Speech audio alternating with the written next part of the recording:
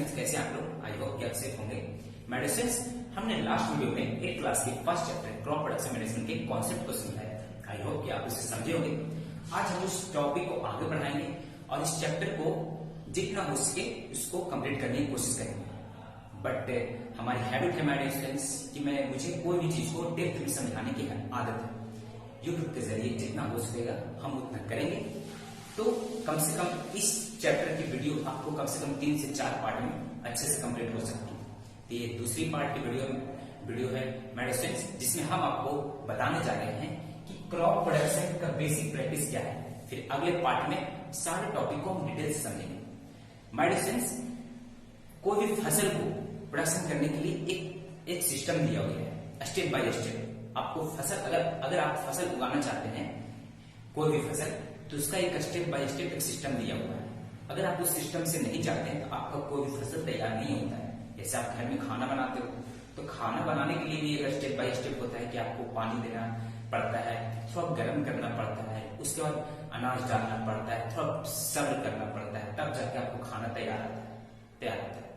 तो उसी तरीके से फसल उगाने के लिए भी एक सिस्टम बना हुआ है, स्टेप बाय स्टेप। तो ऐसा क्या स्टेप है हमारे स्टूडेंट्स कि क्रॉप प्रोडक्शन का पहला स्टेप है प्रिपरेशन ऑफ सॉइल। अगर हम कोई फसल को उगाना चाहते हैं तो उसका पहला स्टेप है कि सॉइल को प्रिपेयर करें। सॉइल को प्रिपेयर करने का क्या मतलब? हमारे धरती में मिट्टी है, वो मिट्टी को अगर उस मिट्टी की फसल उगाना चाहते हैं तो उसको सबसे पहले मिट्टी को अच्छे से तैयार करना पड़ेगा। मिट्टी को अच्छे से तैयार करने का मतलब उसको लूज करना पड़ेगा। अब मिट्टी को हमें लूज क्यों करना पड़ेगा? क्योंकि जब हम कोई फसल उसमें उगाएंगे तो उसका रूट होगा, तो रूट भी तो प्लांट का ही हिस्सा है, तो उस रूट को सांस लेने की जरूरत पड़ेगी। तो वो सांस कैसे लेगी? जब मिट्टी में एयर जाएगी। एयर तब जाएगी जब मिट्टी के इंटरनल मॉलिक्यूल्स आपस में कमजोर होंगे, लूज होंगे। तो मेडिसिन इसीलिए पहला मेथड है कि मिट्टी को हम किसी तरीके से क्या करें, उसको लूज करें। और लूज और टिलिंग मेथड अभी के समय में बहुत सारे मशीन आ चुके हैं, ट्रैक्टर, उसके जरिए भी मिट्टी को लूज किया जाता है। इस तरह का मेथड को हम कहते हैं प्लोइंग या टिलिंग कह सकते हैं। तो आपने क्या समझा हमारे स्टूडेंट्स कि पहला स्टेप में आपको मिट्टी को लूज करने की जरूरत इसलिए पड़ती है ताकि उसमें एयर जा सके और उस एयर से हमारा जो फसल होगा उसका रूट ऑक्सीजन ले सके और उसका रिस्पिरेटरी सिस्टम चल सके। सॉरी, ऑक्सीजन नहीं, प्लांट क्या लेते हैं? Carbon dioxide. मतलब उसमें एयर जाएगा तब जाके रूट उसमें रिस्पिरेटरी सिस्टम उसको कंटिन्यू रखेगा। मेडिसिन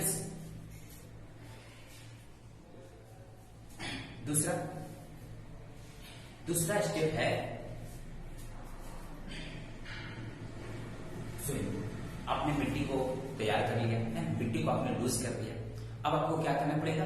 आपको उसमें बीज बोना पड़ेगा। अब बीज के लिए भी आपको उसमें गुड क्वालिटी देखना पड़ता है। ये नहीं कि आप बीज कोई भी बीज कहीं से भी लाकर उसमें मिट्टी में डाल दो, ऐसा नहीं।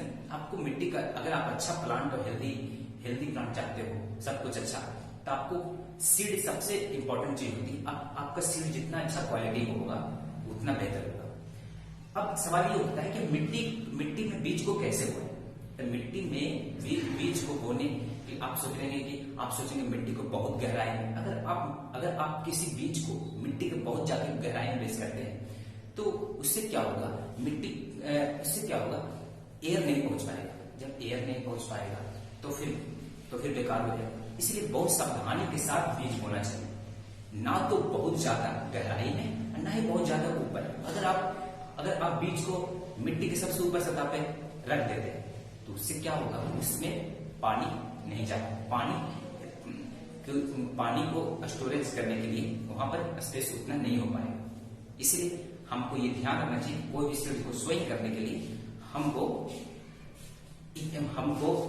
इस तरीका से वहां पर बोना है जहां पे वाटर और एयर, सनलाइट सही मात्रा में उस बीज को मिल सके। नहीं तो हम मिट्टी को सोइंग करने में हम सक्सेस नहीं हो पाएंगे। अभी के टाइम में बहुत सारे मेथड आ गए, मशीन के जरिए आप बीज को बो सकते हैं। ट्रेडिशनल टाइम में हम लोग हाथों से बीज को बोते थे, जहां पर सॉइल लूज हो जाता है उसके बीच में रख देते थे और उस पर कंटिन्यू पानी देते थे, क्योंकि एक बीज को बढ़ने के लिए वहां पर सफिशिएंट वाटर, सनलाइट, एयर सब कुछ चाहिए। ना तो इसीलिए आप ना तो गहराई में डाल सकते हैं ना ही सबसे ऊपर। कभी कभी होता है बीज अगर सबसे ऊपर रहता है तो चिड़िया पक्षी उसको खा जाते हैं। तो इसीलिए इसमें सावधानी बरतनी है कि बीज को सोई कैसे करें, मतलब इस तरीका से कि जहां पे सनलाइट वाटर एयर मिल सके। नेक्स्ट मेडिसिन, अब हमने बीज को तो बोल लिया, अब उसके बाद हम सबसे ज्यादा क्या जरूरी है,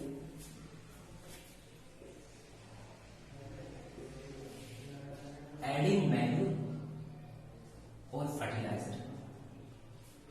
अब सोचेंगे एडिंग मैन्यूर और फर्टिलाइजर क्या है। एडिंग मैन्यूर फर्टिलाइजर की जरूरत इसलिए पड़ती है प्लांट्स को। आप देखते होंगे कि गांव में आप देखते होंगे फसल के बीच में किसान लोग दवाई की तरह कुछ छिड़कते हैं, वो एक्चुअली में फर्टिलाइजर जो होते हैं उसकी जरूरत इसलिए पड़ती है कि इस समय पे मिट्टी के लिए, देखो पौधे जब बड़े होते हैं तो मिट्टी का भी अपना न्यूट्रिएंट्स खत्म होने लगता है, तो उसको भी अगर आप तो न्यूट्रिएंट्स सब खत्म होने लगते हैं तो जरूरत पड़ता है फर्टिलाइजर। फर्टिलाइजर आपको कंटिन्यू टाइम टू टाइम देना पड़ता है ताकि न्यूट्रिएंट्स की कमी नहीं हो।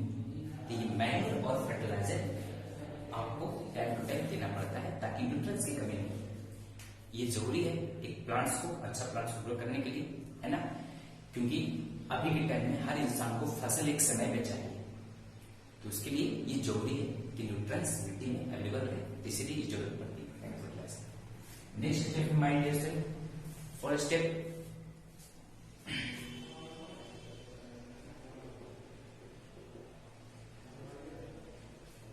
इरिगेशन। अब सोचते हैं इरिगेशन क्या है। सबसे पहले आपको पता होना चाहिए कि जो प्लांट होते हैं, प्लांट में वाटर बहुत ज्यादा मात्रा में होते हैं। क्यों? क्योंकि प्लांट को वाटर सबसे ज्यादा जरूरी है, क्योंकि इसलिए इरिगेशन मेथड काफी इंपॉर्टेंट है। मतलब अगर आप प्लांट को, आप सोच रहे हैं प्लांट को हमने एक पानी दे दिया, नहीं, आपको कंटिन्यू पानी देना पड़ेगा।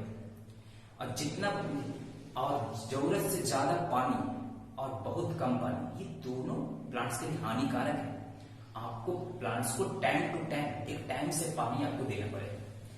जैसे कि हम लोग, जैसे कि छोटा सा एग्जाम्पल लेते हैं, हम लोग पानी पीते हैं, हमारा शरीर स्वस्थ रहता है। क्या आप कंटिन्यू बहुत ज्यादा पानी पी सकते हो या फिर बहुत कम पानी पी सकते हो? नहीं, दोनों हमारे हानिकारक है। उसी तरीके से प्लांट्स को भी बहुत ज्यादा पानी, बहुत कम पानी, दोनों हानिकारक है। इसलिए हमें जिस तरीके से हमें हर टाइम टू टाइम पानी जरूरत पड़ती है हमारे शरीर में, उसी हिसाब से हर प्लांट्स को टाइम टू टाइम पानी देना पड़ेगा। पहले के जमाने में क्या होता था, जो तालाब होते थे, नदियां होते थे, उसके थ्रू प्लांट्स तक पानी पहुंच जाते थे। अभी के टाइम में गांव में आप देखते होंगे बोरिंग, ट्यूबवेल्स लगे हुए रहते हैं और वो पानी सारे खेतों तक पहुंचते हैं।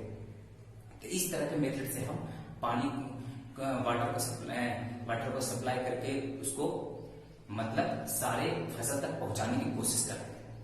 क्योंकि और गर्मी के समय क्या होता है कि सारा वाटर इवोपोरेट हो जाता है, तो वैसे टाइम में बहुत ज्यादा जरूरी हो जाता है कि वाटर को सारे फसल तक पहुंचाना। तो उस समय ट्यूबवेल्स, नदियां, ये सब के थ्रू पानी के थ्रू हम प्लांट तक पहुंचाते हैं। तो मेडिसिन्स कभी कभी ऐसा भी होती है कि अचानक बारिश आ जाता है जिसमें पानी की जरूरत पड़ती है, वैसे समय में सभी के लिए अच्छा होता है। इसलिए इरिगेशन मेथड प्लांट के लिए सबसे ज्यादा इंपॉर्टेंट है, क्योंकि प्लांट में 90% वाटर ही होता है। नेक्स्ट मेथड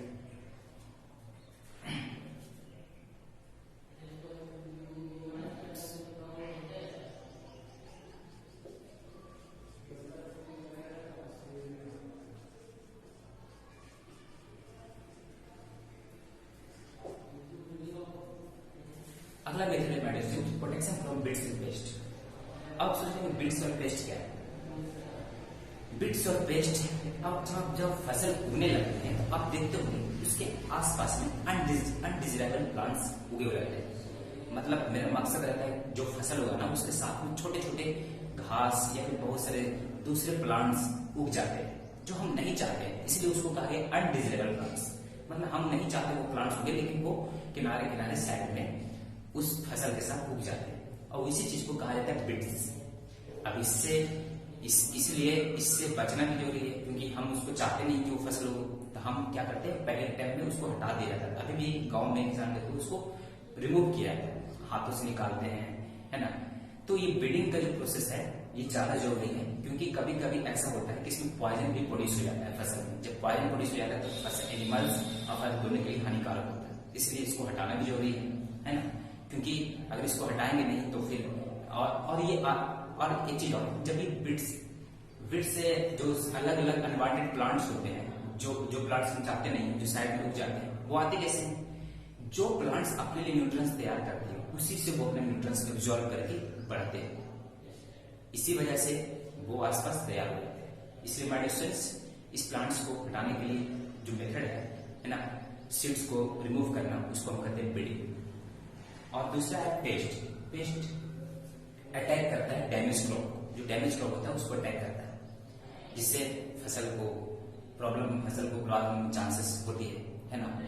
और इसलिए पेस्टिसाइड्स बहुत सारे मेथड है जिससे हम इंसेक्ट के जरिए फसल को बहुत तरह का नुकसान भी है, इंसेक्ट से है ना, विट से है, बहुत तरह का नुकसान है। तो इसलिए कुछ मेथड है जो आपको हम अगले पार्ट में बहुत गहराई से इसको समझाने की कोशिश करेंगे, क्योंकि इसमें अभी बहुत तरह पेस्टिसाइड, विटसाइड और भी बहुत तरह के इसको आपको डिटेल नॉलेज जानना है, क्योंकि ये टॉपिक बहुत इंपॉर्टेंट है। इसलिए इस टॉपिक को हम अगली वीडियो में बहुत डीपली जाके चर्चा करेंगे। नेक्स्ट मेडिसिन 6 मेथड है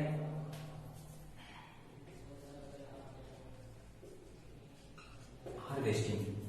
अब आपने इतना कर लिया, अब उसके बाद आपके पास क्या है ऑप्शन? हार्वेस्टिंग, मतलब आपको फसल काटना है। आपने फसल काट ली है ना, उसमें आपको जरूरी है कि फसल से आप जो ग्रेन के सीड होते हैं आपको उसको खाना है ना। तो इसलिए जो भूसा समझते हैं, जिसको इंग्लिश में चैफ बोलते हैं, उससे हम अलग करते हैं जो भी उसमें, क्योंकि हम सिर्फ प्लांट से ग्रेन सीड खाते हैं, इसलिए जो भी आसपास विनोइंग मेथड, थ्रेसिंग मेथड, ये 2 मेथड है जिससे हम चैफ से ग्रेन सीड को अलग करते हैं, ताकि उससे बीज हमारे लिए तैयार हो सके। और वो बीज हम एक स्टोरेज में, लास्ट मेथड में है स्टोरेज, और स्टोरेज मतलब किसी लास्ट में हम उसको एक ग्रेन सीड को अलग करके चैफ से हम एक स्टोर में तैयार कर देते हैं और कुछ समय तक वेट करते हैं, और उसके बाद वो अनाज पूरी तरीके से हमारे खाने के लिए तैयार हो जाते हैं, हम उसको खा सकते हैं। इसलिए विनोइंग मेथड और थ्रेसिंग मेथड वैसा मेथड है जिससे हम चैफ से ग्रेन सीड्स को अलग कर सकते हैं अपने लिए। तो माय डियर स्टूडेंट्स, आज हमने सिर्फ इस टॉपिक को ये सारे टॉपिक अभी कंप्लीट नहीं हुए, हमने इसको बेसिक समझाने की कोशिश किया है।